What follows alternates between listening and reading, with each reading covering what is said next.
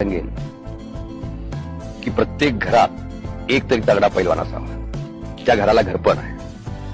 नाहीतर माझा मुलगा परदेशला गेला, एवढं लाख मिळवून आणू नये असं म्हणत नाही, परदेशला जाऊ नये असं म्हणत नाही. पण अगोदर शरीर माध्यम खरु धर्म साधनम, अगोदर शरीराची बैठक मजबूत ठेवा.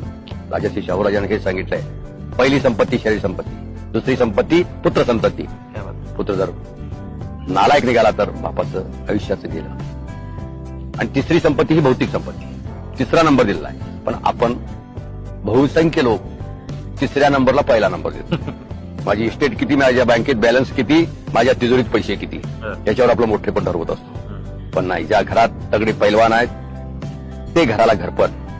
कोणी कार्य म्हणायची ताकद नसते. आजच्या जगात जगायचं असेल, हे कटू सत्य आहे, कुणाला पटत नसेल, पण वस्तुस्थिती आहे. ते पोलीस आहे की कायदा आहे की नसतंय. कुणीतरी हात उगाला तर हात वरच्यावर धरायची तर ताकद असावी, कुणावर हात